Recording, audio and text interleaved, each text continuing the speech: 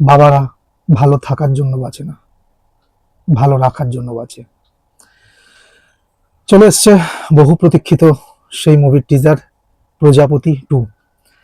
যদিও এই প্রজাপতি 2 টিজারটা বাংলা বই যতগুলো রিলিজ করেছিল সেই রিলিজের সময় পরপর, মানে প্রথম দিনটায় না দিলেও পরপর সেকেন্ড থার্ড দিন থেকে এই টিজার প্রেক্ষাগৃহে দেখানো হয়। তবে প্রেক্ষাগৃহে যে টিজারের কাটটা দেখানো হয়েছিল সেটা 1 মিনিটের ডিউরেশনের, কিন্তু সোশ্যাল মিডিয়ায় যখন ইউটিউবে যখন আজকে ছেড়েছে তখন দেখা যাচ্ছে 1 মিনিট 35 সেকেন্ডে, মানে অনেকগুলো কাট নতুন সংযোজন করেছে। তো অনেক কিছু ডিকোডও করা গেছে, অনেক কিছু এক্সট্রা বোঝা গেছে, তবে সম্পূর্ণটা মনে হয় বোঝা গেল না। তো প্রজাপতি 2 এর টিজার রিভিউ করব। তো তার আগে একটা ছোট্ট রিকোয়েস্ট তোমাদের কাছে, যারা যারা এখনো পর্যন্ত আমার চ্যানেলটা সাবস্ক্রাইব করোনি প্লিজ তারা সাবস্ক্রাইব করে দাও, পাশে থাকা বেল আইকনটা প্রেস করে নোটিফিকেশনটা অন করে দাও, যাতে করে আমি যখনই ভিডিও করি না কেন, মুভি রিলেটেড, গান রিলেটেড যে কোনো রিভিউ সবার আগে সেটা তোমার কাছে পৌঁছে যাও, তুমি ভিডিওটা দেখতে পারো এবং জানতে পারো যে কোনটা দেখার এবং কোনটা বাদ দেওয়ার। তো চলো রিভিউ করি।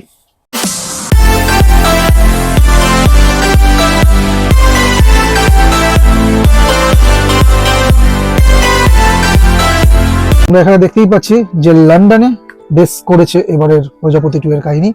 তো এখানে আমরা মিঠুন চক্রবর্তীকে দেখতে পাচ্ছি, দেবকে তো দেখতেই পাচ্ছি, তার সাথে বাচ্চা মেয়েটা যে কাবুলিওয়ালাতেও ছিল তাকেও দেখা যাচ্ছে, এবং রিসেন্ট ঋত্বিক চক্রবর্তীর যে সিরিজটা হলো সেখানেও তাকে দেখা গিয়েছিল।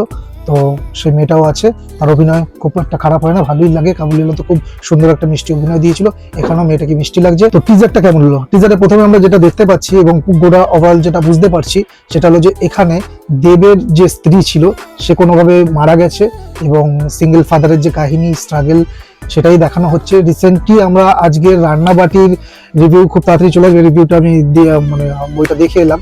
তো রিসেন্ট আজকে রান্নাবাটিরই বইটা দেখে এলাম, খুব সিমিলার কিছু টাচ কিন্তু এই বইতে রান্নাবাটির আছে। যেমন রান্না করার ব্যাপারটা, রান্না প্রথমেই কুকের জায়গাগুলো দেখাচ্ছে, তারপর এর যে মেন প্রোটাগনিস্ট আছে সে দেবের কথা বলছি, তো সে রান্না মানে শেফ, ওখানে ঋত্বিক চক্রবর্তীও শেফ ছিল। এখানেও মা মারা গেছে, যদিও মাকে এটা দেখানো হয়নি, রান্নাবাটি তো মা মারা গেছে। তো নতুন যে দিকটা দেখতে পেলাম সেটা হলো যে এখানে শুধু মেয়ে আর বাবার মধ্যেই কনসেপ্টটা আটকে নেই, বাবার সাথে, মানে বাপ ছেলের সাথেও যে বাবা এবং ছেলের সাথে যে কনসেপ্টটা সেটাও দেখতে পাচ্ছি মিঠুন চক্রবর্তী দেবের হাত ধরে। এখানে শুধু বাচ্চা মেয়েটার সাথে তার ফাদারের মানে দেবের যে সম্পর্ক সেটাও যেরকম একটা প্লট, তেমনি তার সাথে কিন্তু আর একটা ভিন্ন প্লটও খুব ইম্পর্টেন্ট হতে চলেছে এইবারে, সেটা হলো মিঠুন চক্রবর্তীর সাথে দেবের প্লট। আগের বারে প্রজাপতিতে কিন্তু দেব আর বাবা ছেলের মধ্যে ইকুয়েশনটা দেখিয়েছিল, এবার ওরা নেক্সট স্টেপে নিয়ে গেছে। তো এখানে দেখা যাচ্ছে যে মিঠুন চক্রবর্তী চাইছে যে তার ছেলের একটা বিয়ে দিতে এবং নাতনিকে একটা মা দিতে এবং একটা সুন্দর পরিবার তৈরি করে দিতে। আর এখানে দেব চাইছে যে, যেটা সে টিজারে বলছেও, যে অনেকেই তো আত্মীয় স্বজনের কাছে বড় হয়, আমার মেয়ে না হয় তার বাবার কাছেই বড় হয়ে উঠুক। তো সে সিঙ্গেল ফাদার হিসেবে খুশি এবং সেইভাবেই সে তার মেয়েকে মানুষ করতে চায়, সেটা আমরা দেখতে পাচ্ছি। দেবের যে এখানে লুকটা রাখা হয়েছে সেটা ভালো লাগছে, দেবকে একটা মানে চশমা দেওয়া হয়েছে এবং একটা ম্যাচুরেট লুক দেওয়া হয়েছে, চুলের যে স্টাইলটা সেটাও ভালোই লাগছে। জিৎ গাঙ্গুলি অনেকদিন বাদে ফিরছে অভিজিৎ সেনের হাত ধরে বাংলা ছবিতে, তো তার মিউজিকও যথাযথ ভালোই লাগছে। একটা ছোট্ট গান শোনা যাচ্ছিল লাস্টের দিকে টিজারে, সেটা যদিও পুরোটা এখনো শোনা হয়নি, কিন্তু খারাপ লাগছে না, ভালোই লাগছে। ছোট্ট একটা টিজারে কতটা কি তারা ডেলিভার করেছে, কতটা গিভওয়ে করেছে সেটা এখনই আমরা বলতে পারছি না। তবে এখনো পর্যন্ত যে টিজারের যা আমরা দেখলাম তাতে করে বোঝা যাচ্ছে যে এখনো পর্যন্ত যে গল্পটা কিন্তু খুব সিম্পল হতে চলেছে। আবারও মনে হচ্ছে এই রান্নাবাটির মতোই এতে ওই মোমেন্ট নিয়ে অভিজিৎ সেন খেলবে, মোমেন্ট গুলো কিরকম দাঁড় করাতে পারে, মোমেন্ট গুলো কতটা টাচি হয় সেটাই দেখার। কারণ প্রজাপতি যে বইটা ছিল তার মোমেন্ট গুলো কিন্তু খুব সুন্দর ছিল, এবং তার আগেও যে পরপর বইগুলো তার ছিল তাতেও কিন্তু মোমেন্ট গুলো খুব সুন্দর ছিল। কিন্তু আমার অভিজিৎ সেনের সব থেকে যে ভালো বইটা আমার লেগেছে বেসিক্যালি, যেটা দেবের প্রধান, এই বইটা আমার খুব ভালো লেগেছিল। টনিক বইটা খুব একটা আমার ভালো লাগেনি, কিন্তু মোমেন্ট গুলো ক্র্যাক হয়ে যায়, মানে ভালো হয়ে যায়। পরাণ বন্দ্যোপাধ্যায়ের সাথে দেবের যে ইকুয়েশন সেটা খুব ভালো থাকে, বা মিঠুন চক্রবর্তীর সাথে দেবের যে ইকুয়েশন সেটা তো ভালো ছিলই প্রজাপতিতে, এইবারে কিন্তু ইকুয়েশন নেক্সট লেভেলে যাচ্ছে। কারণ লাস্টে একটা সিনে মিঠুন চক্রবর্তীর সাথে দেবকে একটা হাত করার একটা সিন আছে, এবং সেটা কিন্তু খুব সুন্দর লাগছে, খুব টাচি মুহূর্ত লাগছে।